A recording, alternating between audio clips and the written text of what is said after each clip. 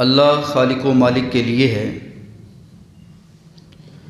جس خالق نے ہم سب کو پیدا کیا ہے۔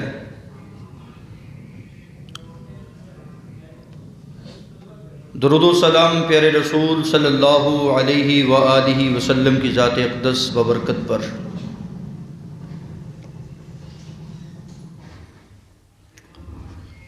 محترم سامعین،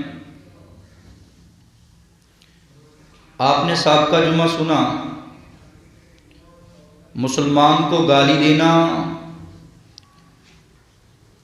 یہ فسق ہے، اور حدیث کا دوسرا جملہ ہے وَقِتَالُهُ كُفْرٌ، مسلمان سے لڑائی کرنا، جھگڑا کرنا،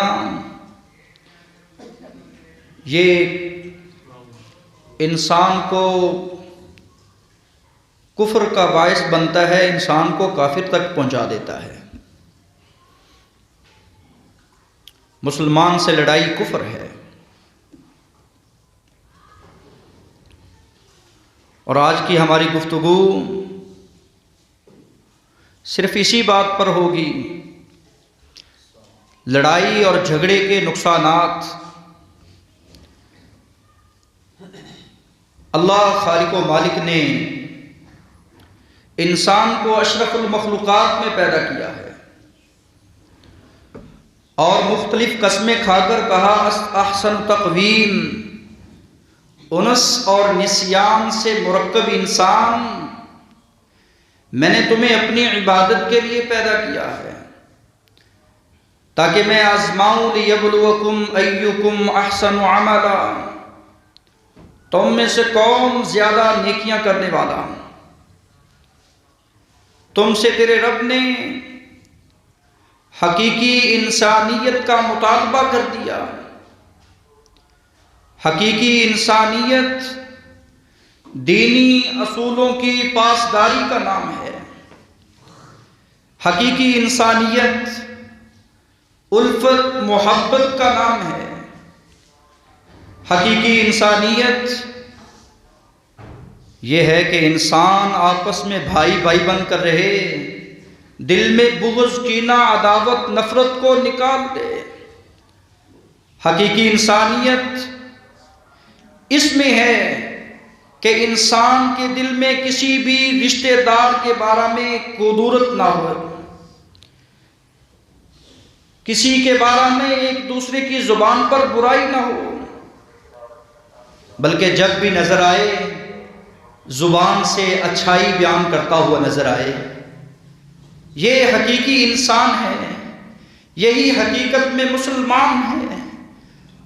من سلم المسلمون من لسانہ ویدہ، تم اگر حقیقت میں مسلمان بننا چاہتے ہو اور حقیقی انسانیت کے روپ میں اپنے آپ کو دکھانا چاہتے ہو، تم میں سے حقیقی مسلمان، حقیقی مومن وہ ہے جس کی زبان اور جس کے ہاتھ سے دوسرا مسلمان محفوظ ہے، امن میں ہے۔ حضرات، معمولی سی بات پر الجھنا اور اس بات کو طول دینا، عربی زبان میں اس کو جدال کہا جاتا ہے، اور اردو زبان میں اس کو جھگڑا کہا جاتا ہے۔ اور اس جھگڑے کو جو اپنی ہی ذات کے لیے انسان جھگڑتا ہے، اپنی انا کے لیے انسان جھگڑتا ہے، اور اپنی چاہت اور تجارت کے لیے انسان جھگڑتا ہے، کبھی یہ جھگڑا انسان سیاست میں آ کر جھگڑتا ہے، تو اللہ رب العزت نے اس جھگڑے کو میرے اور آپ کے لیے کتنا مضر اور نقصان دہ بیان کیا ہے۔ انسان میں دو چیزیں متضاد ہیں، انسان میں دو چیزیں اللہ رب العزت نے متضاد رکھی ہیں۔ اللہ خالق و مالک نے انسانیت کا ایک پہلو تعمیری رکھا ہے۔ جو انسان تعمیری پہلو کو اختیار کرتا ہے تو پھر قائد نظر آتا ہے، اس میں تمہیں اولیاء اور صلحاء نظر آئیں گے۔ اور ایک پہلو جو انسان کا ہے اس کو تخریبی پہلو کہا جاتا ہے۔ کون ہے یہ تخریبی؟ یہ وہ تخریبی ہے جو لوگوں کا امن خراب کرتا ہے۔ لوگ بیٹھے ہوئے ہیں، مل بیٹھتے ہیں، ان کا امن تباہ کرتا ہے۔ یہ تخریبی ہے، یہ شیطانی پہلو ہے۔ انسان شیطان کے راستے پہ چل جاتا ہے، اور جب یہ شیطانی راستے کو اختیار کرتا ہے تو اس شیطانی راستے پہ چلنے والے تمہیں بڑے بڑے فرعون نظر آئیں گے، بڑے بڑے تخریب کار نظر آئیں گے، فسادی اور چغل خور نظر آئیں گے، جو معاشرے کو خراب کرنے والے۔ تو کہا سباب المسلم فسوق، مسلمان کو گالی دینا فسق کا باعث ہے، وقتالہ کفر، مسلمان سے لڑائی کرنا، مسلمان سے جھگڑا کرنا یہ کفر ہے۔ اللہ ہم سب کو محفوظ فرمائے۔ دیکھنے میں تو جھگڑا یہ چھوٹا سا لفظ نظر آتا ہے، جھگڑا، جدال، لڑائی دیکھنے میں چھوٹا سا لفظ ہے، لیکن جب اس کے نقصان کو سمجھ دیکھتے ہیں تو اس کو چھوٹا نہ جانیے، اس کا نقصان اتنا بڑا نقصان ہے۔ جس گھر میں جھگڑا ہو وہ گھر تباہ و برباد ہو جاتا ہے، اور جس جماعت میں جھگڑا ہے وہ جماعت کی جو وحدت ہے وہ ٹوٹ جاتی ہے۔ اگر جھگڑا، یہ انسان جھگڑالو ہے، ہر بات پہ جھگڑتا ہے، ہر بات پہ لڑائی کرتا ہے، دوسروں کو لڑائی پہ اکساتا ہے، تو ذہنی پریشانی کا یہ شکار ہو جاتا ہے۔ حضرات اس بات کو یوں سمجھ لیجئے، انسان کے ہاتھ میں کوئلہ ہے اور وہ ہاتھ پہ کوئلہ رکھ کر دوسرے کو مارنے لگتا ہے، تو سب سے پہلے وہ اپنے ہاتھ کو جلائے گا، خود اس میں جلے گا۔ ذہنی دباؤ کا یہ شکار انسان جو دوسروں کو لڑاتا پھرتا ہے، خود یہ پہلے پریشان ہوتا ہے، الجھ جاتا ہے، مضطرب ہوتا ہے، بے سکون ہوتا ہے جب دوسروں کو اکسانے کی بات کرتا ہے یا فساد کی بات کرتا ہے۔ یہ اللہ رب العزت کو اس طرح کا فسادی آدمی ناپسند ہے، پسند نہیں ہے۔ اللہ خالق و مالک نے قرآن مجید میں ارشاد فرمایا، خلق الانسان من نطفہ فَإِذَا هُوَ خَصِيمٌ مُبِينٌ۔ انسان کو ایک حقیر نطفے سے ہم نے پیدا کیا ہے، حقیر نطفے سے، تاکہ یہ بندہ اپنی اوقات میں رہے، اپنی ذات کو اونچا نہ کرے، تکبر میں آ کر اپنے آپ کو بڑا ثابت نہ کرے، دوسرے کو حقیر نہ جانے۔ کہا خلق الانسان من نطفہ، ہم نے انسان کو حقیر نطفے سے پیدا کیا ہے، اس کے بعد کو مٹی سے پیدا کیا ہے، تو پھر مٹی پہ فخر کس بات کا، تکبر کس بات کا، لڑائی اور جھگڑا اور فساد کس بات کا؟ خلق الانسان من نطفہ فَإِذَا هُوَ خَصِيمٌ مُبِينٌ۔ مالک ارض و سما فرماتے ہیں اس حقیر انسان کو، اس حضرت انسان کو حقیر نطفے سے پیدا کرنے کے بعد یہ انسان بہت بڑا واضح جھگڑالو ہے، یہ ہر بات پہ جھگڑتا ہے۔ کہیں مال کی ارض و سما نے یہاں تک ارشاد فرمایا وَكَانَ الْإِنسَانُ أَكْثَرَ شَيْءٍ جَدَلًا، یہ سورہ کہف ہے، آیت نمبر 54 ہے، کہ انسان تمہیں کثرت کے ساتھ جھگڑا کرتا ہوا نظر آئے گا، بحث کرتا ہوا نظر آئے گا، لڑائی اور فساد کی بات کرتا ہوا نظر آئے گا۔ وَكَانَ الْإِنسَانُ أَكْثَرَ شَيْءٍ جَدَلًا۔ اللہ ہم سب کو اس جنگ و جدال سے محفوظ فرمائے۔ یہ بہت بڑی خرابی ہے جو معاشرے میں آج عام ہو چکی ہے۔ جس چیز کے لیے ہمیں لڑنا چاہیے تھا وہ ہم لڑ نہیں رہے، جس چیز کے لیے ہمیں لڑنا چاہیے تھا وہ اللہ کے لیے لڑائی تھی، اللہ کے لیے لڑائی تھی، اللہ کے لیے جدائی تھی، ہم نے وہ لڑائی لڑی نہیں ہے، اور جس لڑائی کا مالک ارض و سما نے ہمیں حکم نہیں دیا وہ ہم لڑ رہے ہیں، اس لیے تو ہمارا امن تباہ ہو چکا ہے، معاشرہ سارا خراب ہو چکا ہے، معاشرہ تباہ کے اس کنارے پہ پہنچ چکا ہے کہ جس پہ اللہ رب العزت فرماتے ہیں کہ قریب ہے کہ انسان جھگڑتا جھگڑتا اس جگہ پہ چلا جائے جس کو نار جہنم کہا جاتا ہے۔ اللہ ہم سب کو محفوظ فرمائے۔ حضرات، سب سے پہلا جو نقصان ہوتا ہے کہ یہ جھگڑنا لڑائی کرنا یہ شیطانی چال ہے، شیطان کا یہ راستہ ہے لڑائی والا، فساد والا۔ یہ لڑائی پہ جب انسان آتا ہے تو پھر چغلیاں کرتا ہے، کبھی گالیاں دیتا ہے، کبھی غیبتیں کرتا ہے، کبھی شکوے شکایت کرتا ہے، یہاں تک کہ اس کو مارنے تک چلا جاتا ہے، اور شیطان کی راستے پہ اس طرح قدم پہ قدم رکھتا جا رہا ہے۔ یہ قرآن مجید ہے، اللہ خالق و مالک ارشاد فرما رہی ہے، کہا لوگوں اس کھانے کو نہ کھانا جس پر اللہ کا نام نہ لیا ہو، اور آگے فرمایا وَإِنَّ الشَّيَاطِينَ لَيُوحُونَ إِلَىٰ أَوْلِيَائِهِمْ لِيُجَادِلُوكُمْ، بے شک یہ جو شیاطین ہیں یہ لوگوں کے دلوں میں بات ڈالتے ہیں کہ لِيُجَادِلُوكُمْ، یہ تمہارے ساتھ جھگڑا کریں، جدال کریں، قتل و غارت کریں۔ وَإِنْ أَطَعْتُمُوهُمْ إِنَّكُمْ لَمُشْرِكُونَ، اگر تم شیطان کی پیروی کرو گے، شیطان کے پیچھے چلو گے تو مشرک بن جاؤ گے۔ اللہ ہم سب کو محفوظ فرمائے۔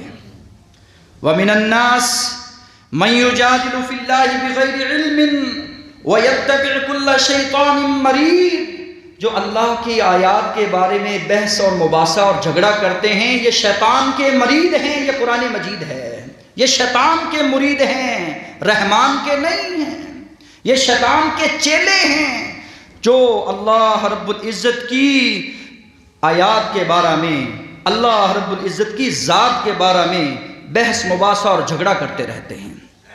یہ کہاں ہے؟ سورہ حج ہے، آیت نمبر 3 ہے۔ اللہ ہم سب کو محفوظ فرمائے۔ جب انسان جھگڑا کرتا ہے تو بہت بڑا شر چھوڑ کے چلا جاتا ہے، اور اس شر کو بند نہیں کیا جاتا، نسل در نسل لڑائیاں چلی جاتی ہیں۔ آپ دیکھ لیں، مشاہدہ کر لیں، آپ کو قبائل میں نظر آئے گا، قبائلی جنگیں آج بھی جاری ہیں، ملکی جنگیں آج بھی جاری ہیں، انٹرنیشنل لڑائیاں آج بھی جاری ہیں، خاندانوں کی لڑائیاں آج بھی جاری ہیں، نسلیں تباہ ہو چکی ہیں اس لڑائی کی وجہ سے، بچے یتیم ہو چکے ہیں اس لڑائی کی وجہ سے، عورتیں بیوہ ہو چکی ہیں اس لڑائی کی وجہ سے، گھروں کا سکون تباہ ہو چکا ہے اس لڑائی کی وجہ سے، انسان قلق اور مضطرب ہے، بے سکون ہے، اس کو قرار اور سکون نماز میں بھی نہیں آتا، مسجد میں بھی نہیں آتا۔ اس کی وجہ کیا ہے؟ یہ نمازیں تو پڑھتا ہے، لڑائی سے باز نہیں آتا، زکوٰۃ تو دیتا ہے لیکن لڑائی سے باز نہیں آتا، روزے تو رکھتا ہے، لڑائی سے باز نہیں آتا، حج تو کرتا ہے لیکن لڑائی سے باز نہیں آتا، تبلیغ بہت زیادہ کرتا ہے لیکن لڑائی سے باز نہیں آتا، چھوٹی چھوٹی بات کو اتنا طول دے دیتا ہے کہ لڑائی شر بن کر اس کے سامنے کھڑی ہو جاتی ہے۔ تو اللہ کے رسول صلی اللہ علیہ وسلم نے فرمایا تم اس لڑائی اور شر سے بچنا چاہتے ہو، تمہیں یہ دعا کرنی چاہیے، اللہم انا نجعلک فی نحورہم ونعوذ بک من شرورہم، اللہ لوگوں کی شرارتوں سے ہمیں محفوظ فرما، اللہ شریر کے شر سے ہم سب کو محفوظ فرما۔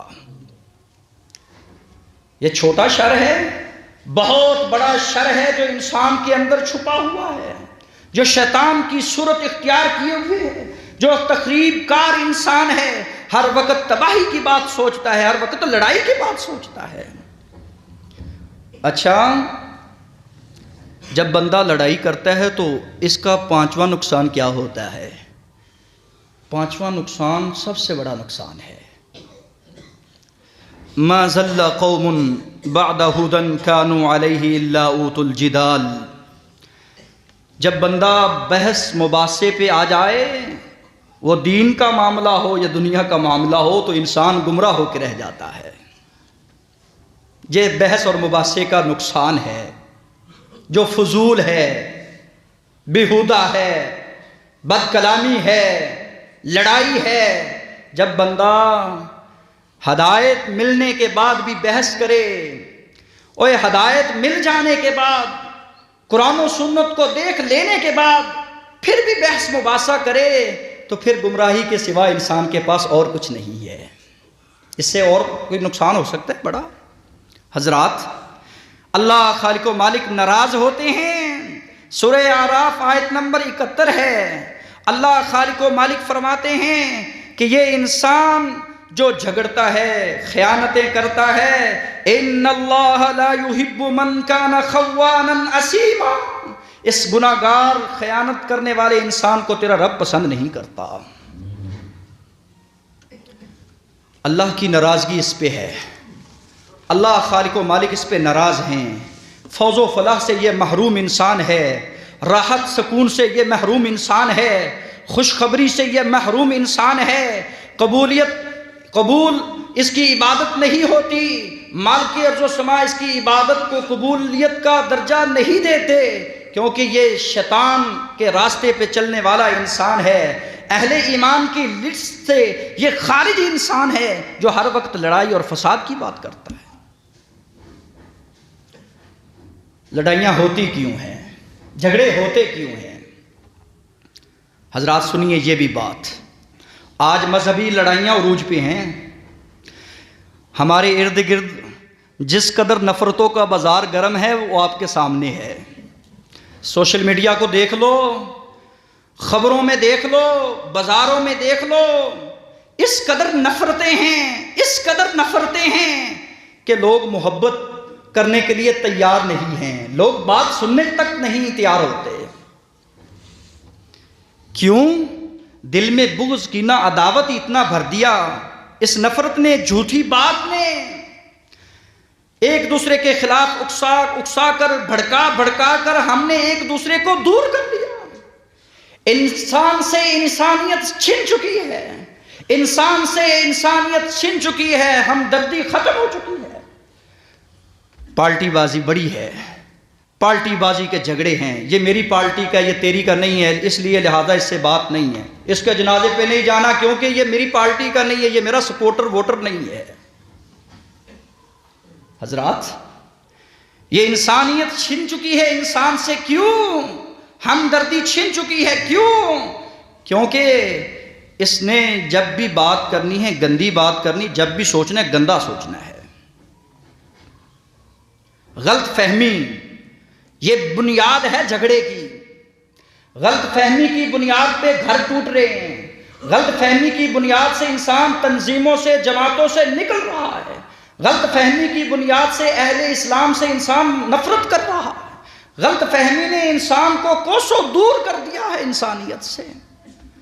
غلط فہمی بہت بڑی ایسی شر ہے، اللہ ہر ایک کو محفوظ فرمائے۔ غلط فہمی کہتے کسے ہیں؟